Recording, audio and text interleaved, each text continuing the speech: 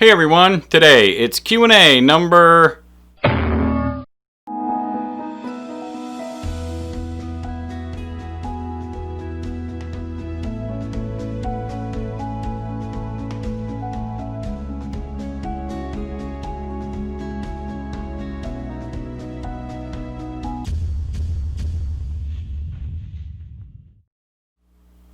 Shalom everybody, welcome to Beit Tefillah and Q&A number 15. If you're new to our channel, this is where I take questions that I've received via email, Facebook, maybe YouTube comments, or maybe different things that I've replied to on social media, and I put them here into these Q&A videos. If you have a question for me, you can post it below in the comments, or you can send me an email, and you can find our email address in the end credits to each of these videos. Okay, let's hit the first question. This one was from someone who thinks that their Jesus was the final sacrifice.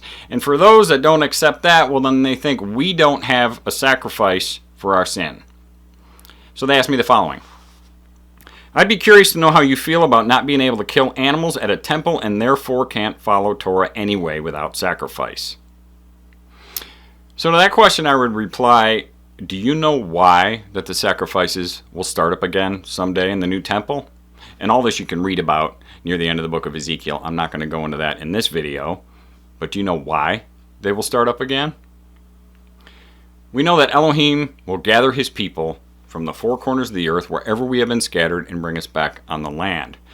They will be those who are in covenant by keeping the terms of the covenant, which are the mitzvot and the Torah, and they will also be those who are not in idolatry at all, worshiping any kind of idol like a New Testament Messiah. These sacrifices will start up again because we will all have unknown sin that needs to be atoned for. This is why the temple will be rebuilt and sacrifices will be reinstated. Now, if this New Testament Messiah supposedly did away with the sacrifices, well then, if they start up again in the future, then what he did didn't stick. So this is just more proof that that whole New Testament Messiah thing is a lie. You know, all the regular sin, for lack of a better way to put it, that people do, like committing adultery or stealing, that's a choice they make. They know it's wrong, and therefore it's not unknown sin. That can only be forgiven by turning back to Elohim, asking for forgiveness, and returning to his Torah and not sinning anymore. That's the only way that can be forgiven. He tells us that he will forgive us for that, okay?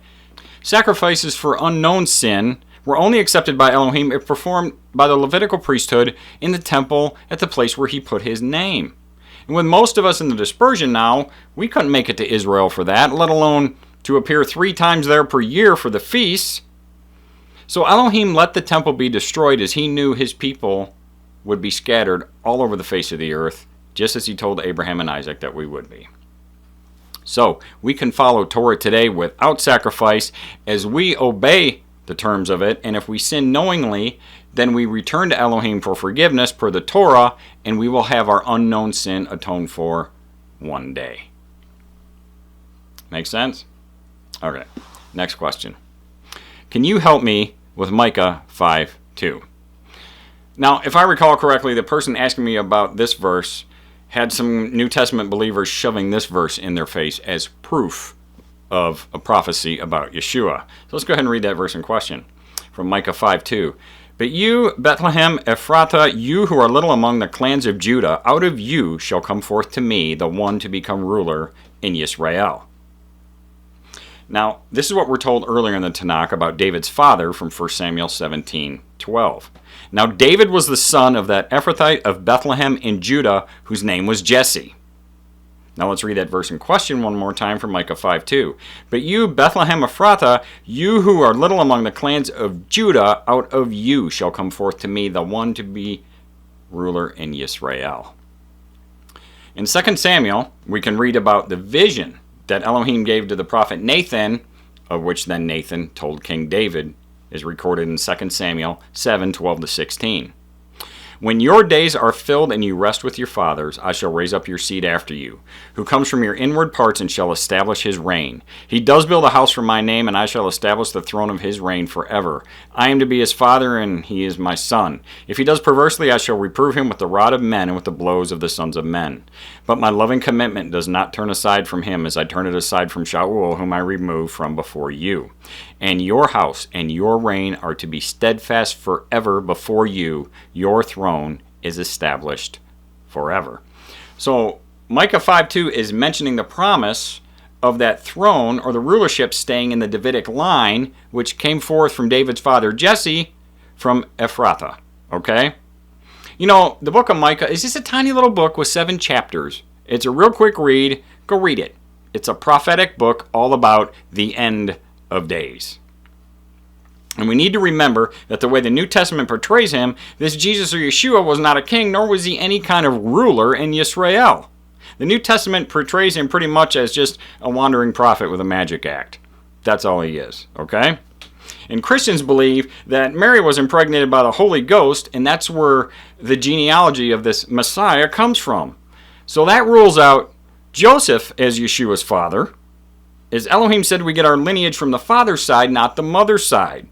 God isn't Jewish, so that right there completely invalidates the New Testament Messiah is coming down from the Davidic line. Dead in the water right there. You know, if these messianics would only bother to read these verses in context that they throw around so easily, then they might learn something. Okay? Or at least refrain from throwing them around so easy, because they look silly when they do. Okay, next question. From a comment to one of my YouTube videos about the Noahide laws, I received this. Bear with me, this is a little long, okay?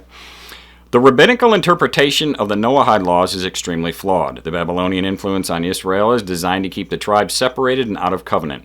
The first problem rabbinics have is that there are not 7 laws, there are only 5 laws mentioned in Genesis for all mankind. The second problem is that rabbinics view the Noahide laws as offense against the knowledgeable when they're actually a safety net for the ignorant. The 5 actual Noahide laws are: number 1, have children. Number 2, have dominion over the earth. Number 3, that the Sabbath was not explicitly made a covenant law yet, but it's assumed that God wanted all of mankind to keep it since the beginning. Number 4, don't eat blood. Number 5, do not murder. These laws should be viewed as the minimum requirement for all mankind, but they are not the limiting requirement for anyone but Israel. If a Gentile practices these 5 basic laws, he can still be considered righteous. Okay. Well, if we go by what Elohim told us, which we all should, and not add or subtract from his word, if we go by what the Torah states, one of the major issues that I have with these Noahide laws is that nowhere did Elohim explicitly state that there were laws for Israel and laws for Gentiles. We are to come into covenant by accepting all the terms of that covenant, all the conditions of the mitzvot, and then we become his people, just as he stated. 1 set of laws for everybody, not 2. And no verse bears witness to this as well as the following verse does in Deuteronomy 31:12. Gather the people together, men, women, and children, and your stranger that is within your gates, that they may hear, that they may learn, and fear Yehovah your Elohim, and observe to do all the words of this Torah. How many of them? All the words of the Torah. So the Noahides completely contradict that verse given to us directly by Elohim. Sorry.